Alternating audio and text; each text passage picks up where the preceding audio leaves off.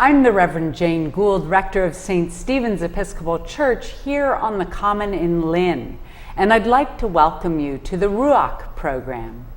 RUACH is a Hebrew word for spirit or breath of God, and it also is an acronym for our show, which is Religious Understanding and Community Harmony. And our hope as we gather for conversation is that you will both have some sense of God's Spirit moving in and among us and perhaps inspiring your thought and prayer, but also that it will help build deeper community understanding and harmony as we engage from a variety of religious perspectives some of the critical issues of our time. And so our topic today is civility and public discourse, and I'd like to introduce my colleagues so that you know who's going to join me in this conversation. Margie. Hi, I'm Rabbi Margie Klein-Ronkin, and I work with the Essex County Community Organization here in Lynn, and I'm also the rabbi of Congregation Sha'arei Shalom. Hello, and I'm Father Brian Flynn. I'm the pastor of the Lynn Catholic Collaborative of St. Mary's and Sacred Heart parishes here in Lynn, and it's great to be with Jane and Margie again. It is indeed really good to be back. We've had a hiatus from taping the show. It's late September as we tape. The first presidential debate happened this week, and as we were thinking about what would be a good topic for our kickoff show, we came upon the title of Civility and Public Discourse, feeling as though the conversation we've been hearing over these past months within political campaigns has been disturbing for us, for many in our congregations and community. But also we know that our faith traditions are all about ethics, not etiquette. And being nice and polite really isn't sort of the practice to which our faith always calls us. And so we thought, it would make some sense to talk from the place of faith about what it means to engage in civil discourse. What does it mean to use our voices as people of faith in the public sphere? So just for start off, I'll throw it to you all. What are you hearing in your congregations, in the community, about sort of the tenor of public discourse in this moment? Well, I think I'm hearing everything seems to be a battle, It's all people almost saying anything.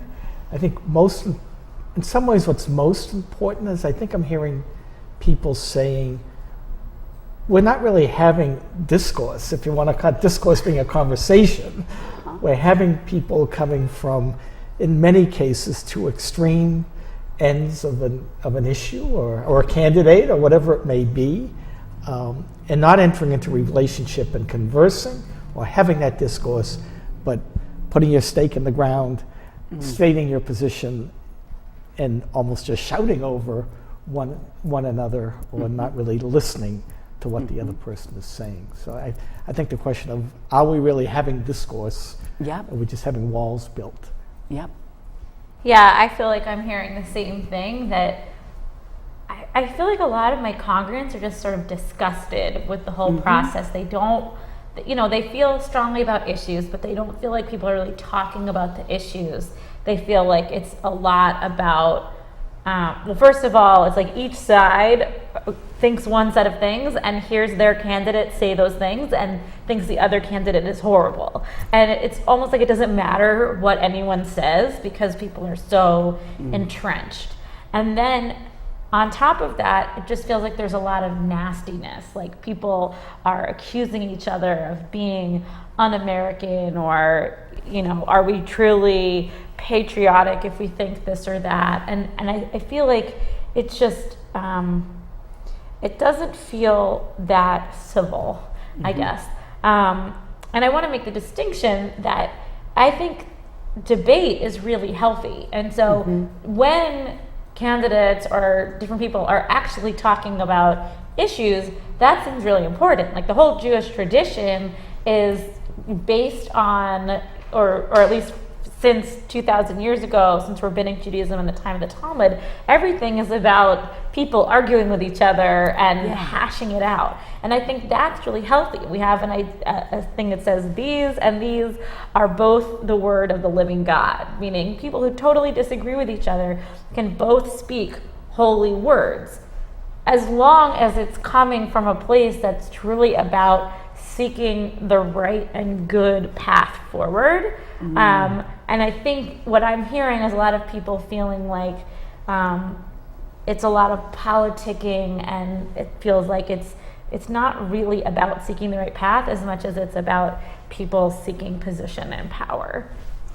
Yeah, I mean, that's what I hear from folks a lot is it matters more to win than to make a difference for the good. And, you know, and I think we've heard that about the Congress over this whole last Obama administration, that the Congress has been the least productive Congress in American history. And they've been that because folks have found it more useful for their own purposes to stick by their position than engage in debate or discourse and come to a place of common or mutual understanding and agreement, even if everyone is compromising some. Yeah, I had the opportunity recently to go to Washington, D.C. with ECHO, and we were speaking with the Department of Labor and different Congress people. And one of the people we spoke to was the office of Minority Leader Nancy Pelosi. And we had people in our group who were from our other affiliates of our national organization who lived in Baton Rouge. And they were saying, can Leader Pelosi please help us to get funding? There's been, this terrible storms and flooding, and people are out of their homes. And what the woman who we were talking to said was, everybody knows that you need help. Everyone knows that there's not enough aid going, but because it's being seen as a partisan issue, neither side is willing to budge and to do anything. Even though in this situation, people's lives are at stake, their livelihoods, their homes are at stake. But because no one wanted to make it look like, the Democrats did it or the Republicans did it, they just said, well, there's nothing we can do. The only way we'll be able to get any funding to you is if you, the voters, get out and vote and elect more people so that she was saying this, the Democrats can put anything who are like us on the floor. And on the one hand, okay, yes, I agree. Everyone needs to get out and vote. It's never been more important. And I was like, politicians, you need to have some spine. Get this thing on the floor. It's not just up to us, the voters. We elected you to be our leaders. And when people are in crisis, you need to step up and make something happen. Well, and the budget is dealing with the same thing over Flint and help for Flint around the water this week. Yep. We could have a government shutdown because politics is being played over drinking water. And on a local matter, I had an immigrant parishioner come to me a couple weeks ago, dealing with an immigrant issue, wanted to go speak to a politician. And I said, well, we have to know what we're going to say. And I said, you need to tell your story. And when I was finished and said, I think we've got this all, he said to me, no, there's one more piece. And I said, what's that? And I said, we have to let the politician know what he or she gains from doing this, because they may agree with us, but for them to take a stand or to push something, they have to know that, you're right, part of that's politics, we know that, but just that idea again of that having to be a part of the discourse, of the conversation to get something to move. I also just was thinking as we we talk about it, we do talk about the political realm and issues, but this idea of entering into conversation and not just taking a stance. We've seen so much in the Catholic Church with Pope Francis, who whenever he brings up some topic, there's a group that says he's going to change doctrine, and he has repeatedly said, I'm not necessarily want to change doctrine, but I think we need to have a conversation about the family in today's world, about immigration in today's world, and can't we at least talk about it? And I think, he probably figures he will never be changing doctrine, but if he can get us talking rather than just taking the polar stances, maybe long after he's gone, we'll still be talking, and maybe eventually something will change. But right there in the Catholic faith, there's definitely a lack of discourse, a lack of conversation. Well, and some of what's interesting is that's not the role members of your faith community are accustomed to a pope exercising, Correct. right? Correct. Popes declare, Right. Pontifical edicts, And we want them to do that in some cases, because we want to be told. In many cases, we do. But it's his inviting people into conversation about, and recognizing that we don't all agree here. And I think that actually Rabbinical Judaism has much more of a tradition of deeply engaging debate and regarding that as faithful engagement. And I think that, with early Christianity, I think folks were so anxious because of being thrown out of the temple, because of persecution by the empire, that they felt the need to declare. And Roman Christianity really set up a tradition for both of us of the church having declarative truth, doctrine that is knowable. Right. And and I think we look at, so what if we had gone the route of Celtic Christianity, where it was much less doctrinal, Right. much more engaged with the notion of the Spirit moving in us and God speaking through people and nature in ways that would continue to create and change us. But we've got this sort of legalistic doctrinal culture that we respond to, and then the sort of picking up of the Celtic Christian Right, tradition right. in a lot of our Christian traditions these days, and sort of trying to unwedge.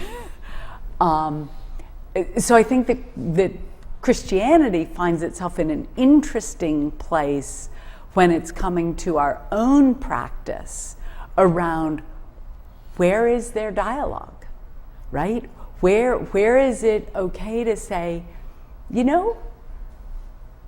there's not one place to stand here. And I think part, just as an Episcopalian who's part of the Anglican tradition, part of our history actually was reclaiming discourse, because Elizabeth I of England said, not okay that we're killing people over sort of doctrines of conformity, right? Either her brother Edward or her sister Mary, each from one side, a Protestant or Catholic, killing people off. And she said, we're going to be a people of common prayer. We aren't going to do doctrinal checks. We understand that we are a middle way that encourages discourse. And sometimes we're true to our tradition, and sometimes we fall back into, sort of legalistic rigidity. But that whole notion of where and how churches encourage dialogue and discourse, It's not like we don't sit here pointing fingers at the rest of the world as we sit within faith communities about where and when discourse actually exists.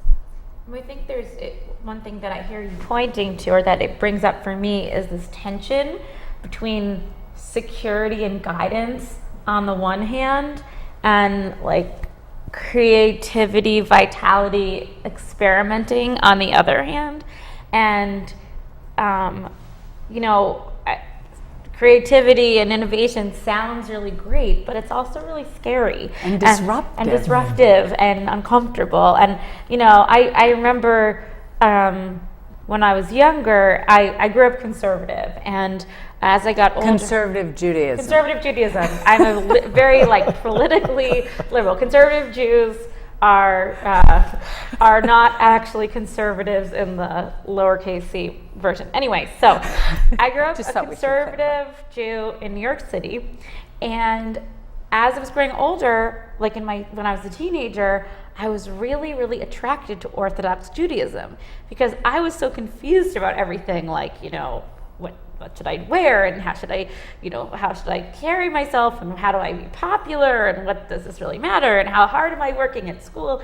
And then there were these rabbis who would just tell you what to do, and it didn't matter what school was telling you. All you had to do was just follow all these rules, and if you just follow the rules, then you'd be okay, and God would shine God's light upon you, and all would be good. And that was such a relief. And after a while, I started thinking, okay, but I don't know that these set of rules are creating a life that feels quite right for me. But it's really nice that they're creating anything, so I don't have to do it all myself. And I'm not saying that all people that are in more Orthodox traditions don't want to think for themselves. But for me, that piece was really, really comforting. And as I have been part of a path that's a little bit more creative, I'm constantly thinking about what are the places that I can sort of hold on to and feel are stable, because when you take away that baseline of, you're following somebody else, it means that the responsibility is on you. And that means that, if you do something that doesn't work out well, you have yourself to blame, and it's harder to pin your faith or your trajectory, your future trajectory on anything. It's all up to you, and that feels scary.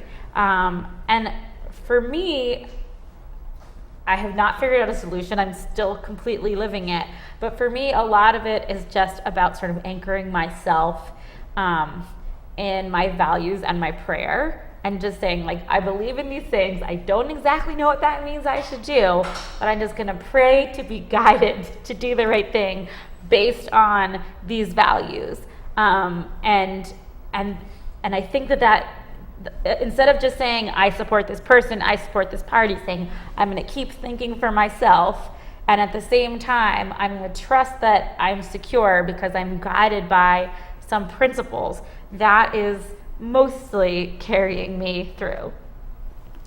Yeah, I agree in the sense that it can be very comforting knowing that there is a set of rules, a set of truths that you just look up and you go through the flow chart and say, okay, this must be what I believe because this is what it. Yeah. But then you have that tension, that struggle, and then I would think back, in our tradition, with Jesus in the Gospels, so often asking people, what do you think? Who do you say that I am? Or challenging that in that way. And I think it's the same thing Jesus is asking us to do today too. Okay, so you're faced with this situation.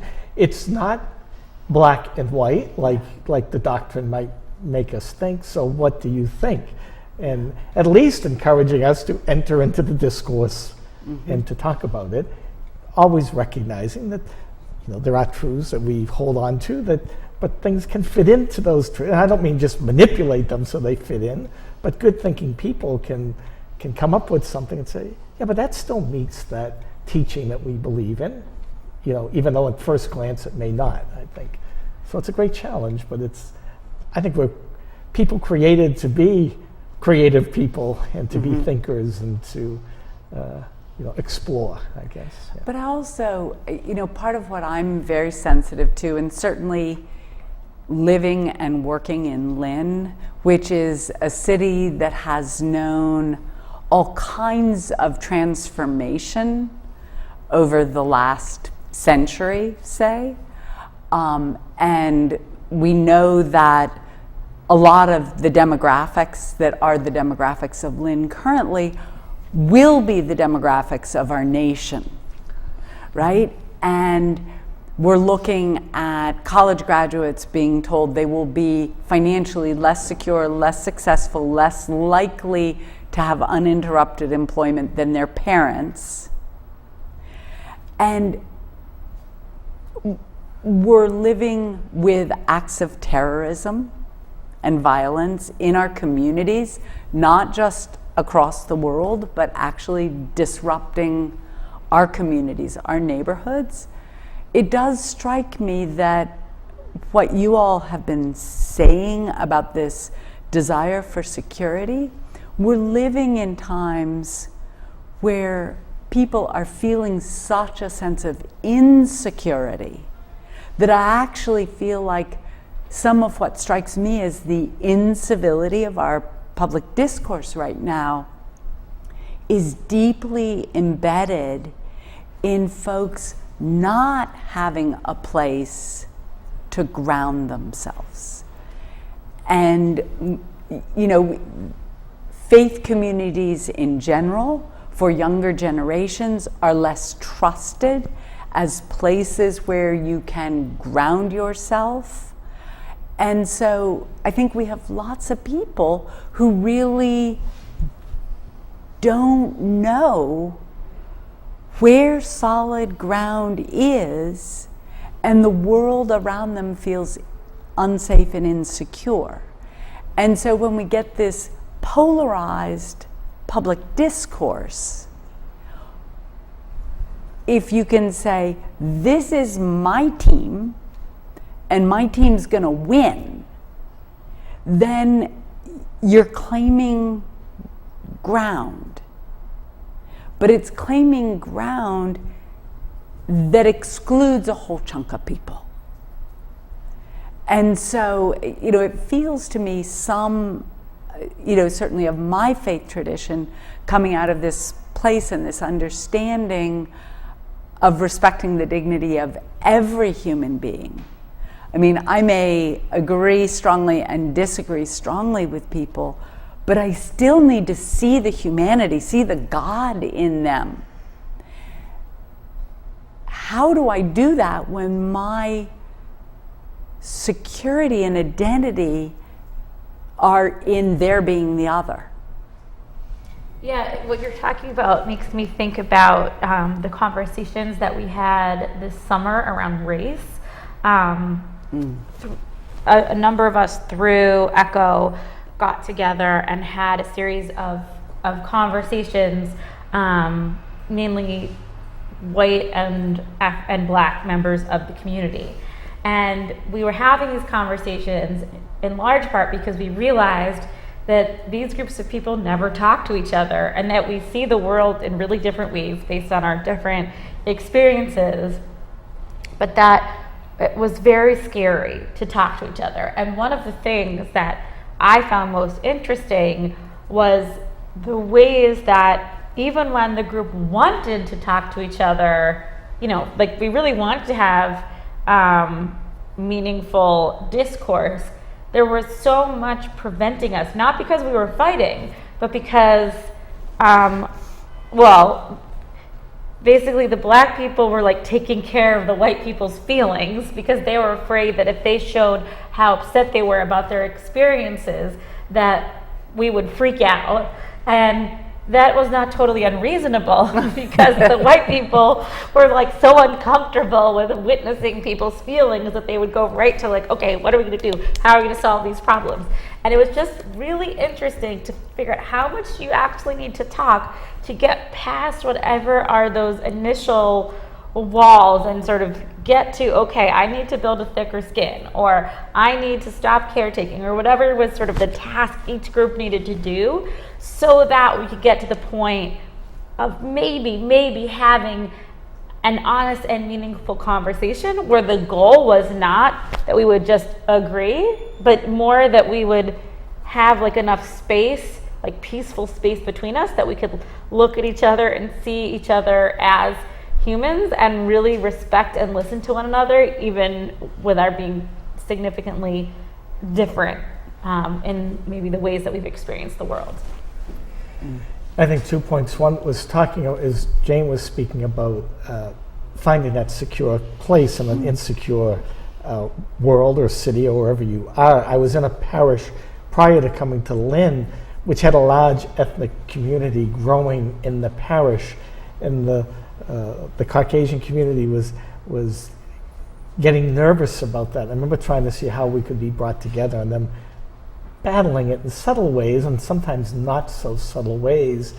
And I was talking to someone one time about it, and I came to realize that what had happened was it was a city, a poor city, and many of these people were feeling insecure because they felt like they had lost their city to the immigrants. Absolutely. And now they felt like the one thing they had left was their parish and their church. And as the group was growing, they started to feel they were losing that, you know, and I mean, it was a huge step to recognize that and then help them to recognize it and then see where do we go from there. I think also in your example, Armaji, I think as a person who's been in some of those conversations with African Americans, and I sometimes realize I have to say to myself, I don't understand their feelings. And I don't think I ever will understand their feelings because I'm not in that position. And I can say I can imagine it, I can say I can, but I'm never going to truly know how, you know, they feel, how it does feel to be, you know, to feel like you're being followed because of the color of your skin, or you know. But you're right. I think when you get to that point, okay, I don't think I'm going to understand how they feel. Now you're at that point, though. But I accept how you're feeling, and now we can proceed and talk about it, I think.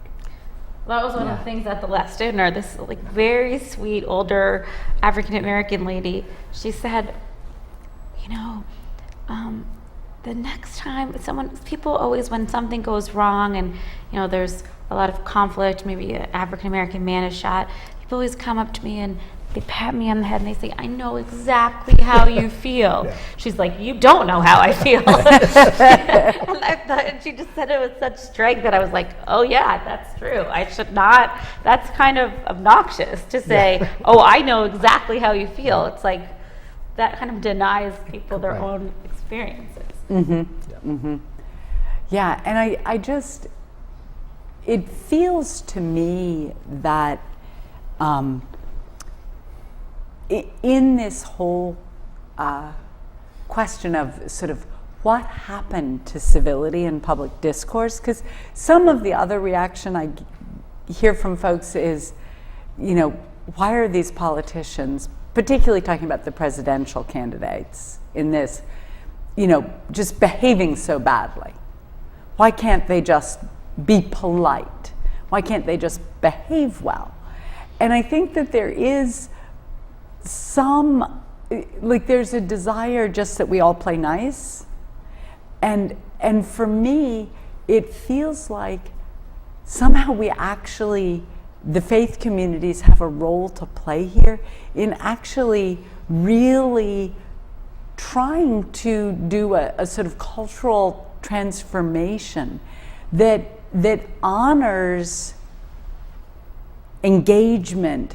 And I mean, just from our starting things, Brian, you were talking about relationship and listening and debate. You know, people actually engaging, people actually taking time to listen to others and not posture and position. And I feel like we have in our traditions that heritage. And for me, you know, some of it really is, how do we pull out of sort of oppositional politics and start claiming some kind of, if you will, sort of a moral voice with the ground of we need to be respecting one another. We need to be building relationships that are authentic. We need to listen, even if it makes us dreadfully uncomfortable, even if we totally disagree. I mean, I think that's been part of the treasure of faith communities over the years, that folks have worshiped together who have absolutely disagreed with one another on a whole host of stuff. You know, how did we create that kind of world, and how have we lost it? Okay, just to say, one thing that's funny to me about what you just said is that I go to all of these like Jewish conferences where there's Jews from all different backgrounds, and everyone gets together and everyone argues and studies together, and we argue while we study, we argue while we're not studying, but then the one thing we can't do together is pray. We have to pray in lots of different groups because our prayer is the one place where, you know, like, for example, women don't count in certain groups and they do in other groups. So it's interesting that like prayer can be a really political space and argumentation can feel safe for some people. But whereas in my tradition, common prayer, we can do this, we can all pray together, but let's not talk about it. Yeah, that is absolutely, there the traditions go. I think just in line of what you're saying, also coming from a faith tradition, is I'm going into a meeting tomorrow with 3 different Catholic groups. I won't go into the details what we're talking about, but we're all going to be coming with our stake in the ground. You know, this is what we want, and the other 2 groups are going to be probably thinking different than what I want. And I was meeting with like my team today, you know, and it was, and we were presenting our case, you know. And when we were done talking about things, I said, now I just want us all to remember, we need to go in there with open minds and open hearts. You know, we can't go in there without saying we're not going to budge off our stand. They could be very persuasive arguments and ideas that we haven't thought of that you know, we have to be open to and say, wow, maybe that will work. And I think that's the difference between being a faith meeting, you know, or partly being open to that type of thing, as opposed to saying, this is our stance, we're not budging until we get everything that we want, I think. Yeah, you know, I think there's part of what I think is really interesting sort of within the Christian tradition, because there's this demand that we respect the integrity of the other, and yet there's also this tradition of calling out particularly leadership that is not living true to the values of the faith, right? That is sort of, you know, whether trampling on the poor or trusting in one's own righteousness and one's own ability to, the rich man. I'm going to build bigger barns because then I can provide for myself forever. And the answer is, I know. Right. It's all going to be taken from you this night, so you're done. I think one thing that brings up for me is like, how do we even, when we talk about the discourse, it's like, how important is the discourse, or what is the way that we decide our politics or who we're going to vote for? Like, is it based on their positions or their personalities or, who's backing them, or, I feel like there's so many different, or how strong they are in their attacks of the other person. I'm just curious for you guys, like, how you think about that. Well, and I think also, for me, what I add on to that is, and what's the place of my faith in considering those questions? is it totally separate? Right? Should my faith influence what I'm thinking about political issues, political candidates? Or is my faith what should sort of stay safely in church? I mean, I want my faith, to definitely guide my decisions, but it's, again, you have to be open to that discourse, to that openness that first off, I mean, when it comes to a candidate, you're probably never going to find a candidate that fits perfectly with everything. So you bring that faith tradition in, you bring your own family history into it, you bring your community into it, what's going to be good for your community, and wrestle with it that way, I think. Yeah, there's a John Danforth, who was a Republican senator from Missouri, was also an Episcopal priest, and he wrote a book about sort of why he left the Senate and what had for him changed in politics that made him no longer willing to serve. And it really was because he was a faithful Christian, an ordained minister, and what was happening to him in Missouri was that his traditional Republican constituency was caring about nothing except particular hot button issues. And he had an experience that one of his staff people, whom he had watched grow up, she'd been on his staff for years and years and years, told him that she was going to be resigning from his staff, I think. And he was having a conversation about why, and she said, well, I'm lesbian. And he was like, yeah? And she said, well, that'll damage you. You can't, and he said, if that damages me, then so be it. And he said, but it did. There were certain constituencies that would not support him because of that. And, and he talked about how, his sense of governance, he said, I'm a fiscal conservative, I'm a Republican. And he said, but that doesn't mean I can't see people, see issues with a lens that can embrace a variety of perspectives. And he said, but increasingly, the American political debate was not allowing for that. And so he, just last week, met with our Episcopal House of Bishops, so all of our bishops, and he said to them, you all need to be out there. You need to be in your state houses. You need to be on Capitol Hill.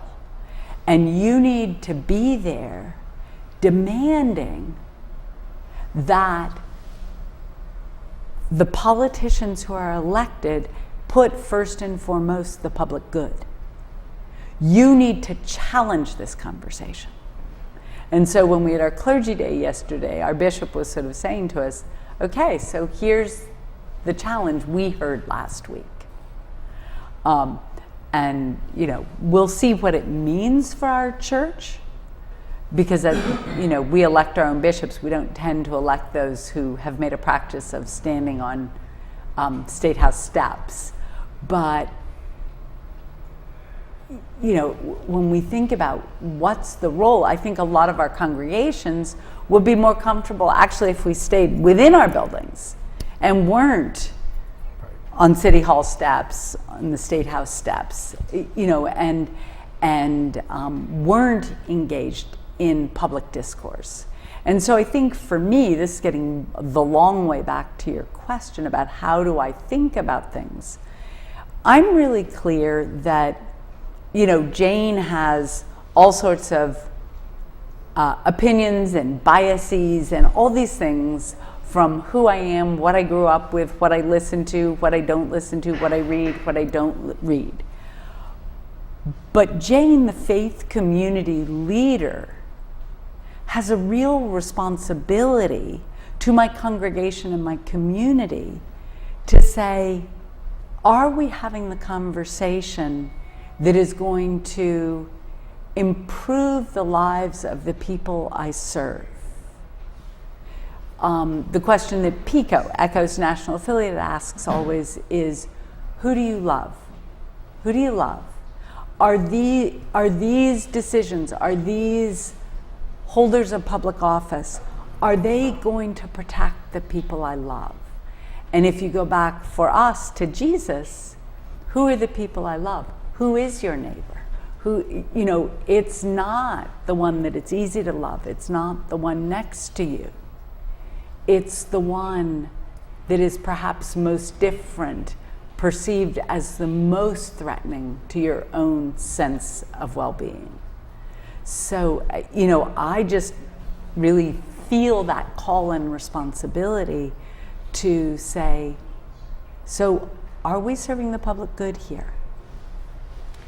Yeah, I think for me, the way that faith plays a role, or how I think about it in general, is that my faith really grounds me in certain beliefs and values, and then I look for those values in the public square and try and see who has them. But then also, integrity plays a really big role for me. I think partly as a person of faith, I have a sense that there's like an inside and an outside of people, and that, what I might show to the world might be like that God might know something that's different, that's inside me, that's, maybe thinking other thoughts. And that, like, for me, part of what it means to strive to be a person of integrity is to try and align the inside and the outside, so that, I'm both, so that I'm acting in a way that I feel proud of. I'm not sort of secretly doing one thing and then presenting in a different way. And so I feel both for faith leaders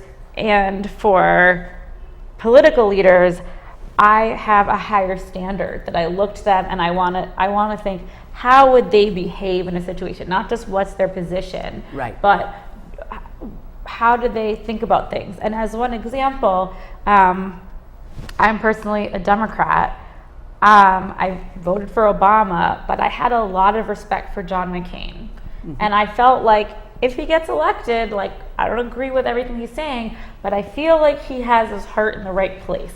And there was something about that made me feel comforted, or feel like, okay, I have a lot of respect for this person. And I think that lots of people could have that, but I feel as a person of faith that becomes a more important thing that I'm looking for.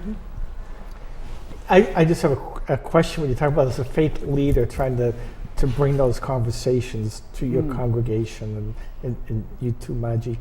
Do you find them receptive to it, or is it a mixed bag, or? I feel like it's not. I mean, every time when I try to talk to my congregation about it, I definitely have a group of people who are like, oh, thank God, we love that you're talking about this, it's so great. And people like when I talk about issues in general. But when I start talking about we should do something about anything, like we should support earned sick time, we should support minimum wage, shouldn't support this, people say, Rabbi, I come here because I want to relax. My week is crazy, my life is crazy.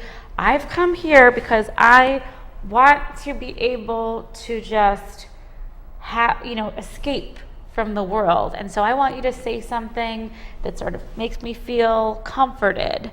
And I think I offended someone when they said this to me. I said, well, I feel like, my role is supposed to be like to give people like an emotional massage, it's supposed to sometimes comfort, sometimes get us going, because we're here to think about how we're God's people and what are our responsibilities given that. And that calls upon me, and it calls upon all of us to talk about the issues at hand. But I think because of the toxic nature of our public discourse, right, having the space of church or synagogue or mosque as a safe space feels helpful because people want to escape from that toxic dialogue. And what I hope is that places of faith can be healing spaces where we can have those kinds of conversations in more civil ways, and that we can learn how to do that so that we can then go back into the public square and have those conversations in a better way. Yeah. How about you? I mean, I think it's similar. You know, we have that same idea of,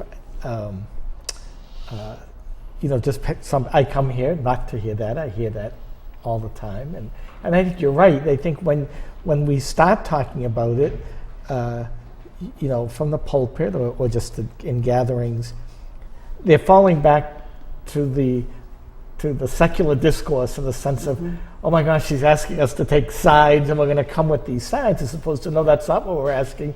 We're asking to come and have the conversation and see where we end up if we have a good conversation, and not coming in taking sides, so to speak. So, and I think like you were saying, Jen, a little bit back about, you know, the rich man building the barns, and even the bishops being told, you know, you got to get in the, you know, and we were talking about last night as we were preparing for the show today, the idea that you can still be civil, but it's sometimes called for us to be uncomfortable. Right. You know, and that comes from our traditions too. It's, and we always do it out of love, out of charity, out of respect for the other person.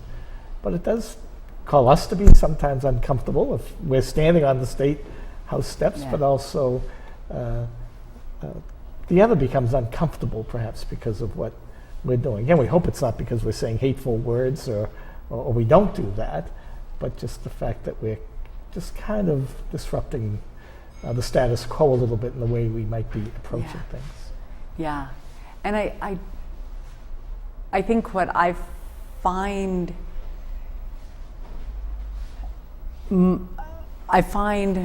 that I have to watch myself and how I, in the context of my faith community at St. Stephen's, how we engage issues, because it is, you know, St. Stephen's has a tradition that goes way before me around engaging the public sphere through ECHO and other organizations. And, you know, I think it's a piece of what folks expect, but it's also so easy to just, like, discourse is no different than everything else that Scripture confronts us on, that the ways of the world are not our ways, right? We're not called to do public discourse according to the ways of the world. And so what does it mean to do public discourse essentially with a different language? And, you know, I am, growing up in Washington, D.C., I'm well trained in political discourse of the world. And, you know, one of the Episcopal parishes in D.C. when I was growing up literally had pro and con microphones for the prayers of the people, and they'd alternate back and forth, offering the yay, nay around the war in Vietnam or whatever was the issue of the week. And that was Washington, like, and that was a congregation's way of sort of holding the whole, but actually totally holding it according to the values of the world. And I don't know how we do it, but I really feel like in this moment in time, there is a need in our public discourse to really find new ways. And so part of the mission statement of St. Stephen's talks about transforming our lives and our community through Christ's gospel of love, compassion, and justice. And I really feel like, man, if we could figure out how to do that, have the language be a language of love, compassion, and justice, because I can't throw anyone off the island if those are my values. I've got to find a place that everyone can be on the island. And knowing that if Jane were left to choose, Jane's island would have a certain population, and someone else's island would have a very different population. And we would both think we were choosing all the right and best people, right? And that's what the notion of transforming our lives and our communities with this gospel of love, compassion, and justice is, no, actually you weren't made to choose your islands. You actually were made to all be together as the people of God. And, I think we're doing a perfect imitation of Babel right now. It's sort of like, oh, right, this is what God used as the image of sin. Everyone talking their own language and no one communicating with anyone. And it ends in destruction. And on that cheerful note,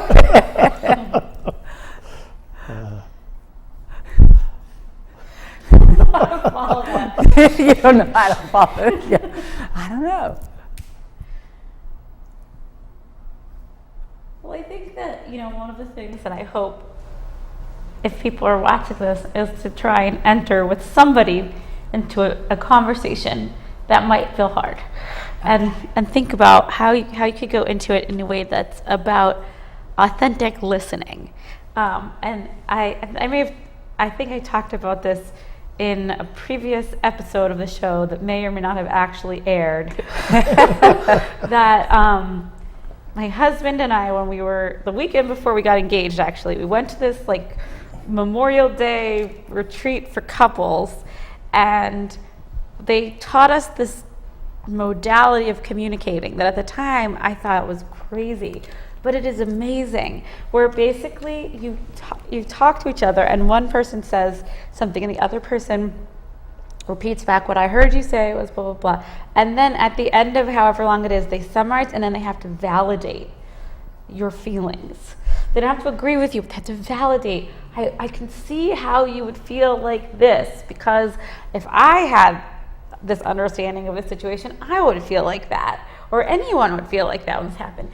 And it is so comforting to have someone just not necessarily agree, but just say, I could see where you're coming from. So anyway, viewers, I encourage you to have a conversation with someone where you hear what they're saying, and whether or not you agree, you validate where they're coming from. So conversations and validating. 20 seconds. What one thing would you have folks do? Well, I just hope that we'll take this political season, that in some ways they look at what's going on, and after that debate on Monday night, whatever night it was, the thing that got me the most was on Tuesday, the supporters of both those candidates were just sticking by what they said, no matter what. You know what I mean? It doesn't matter what they said, they just stuck by it all the way. I just wish somebody would say, and I heard so-and-so say this time, I just don't agree with that, and I want to hear differently, or I want it to be a more civil conversation. And going back to what Margie said, that looking for integrity is what's inside, what's on the outside.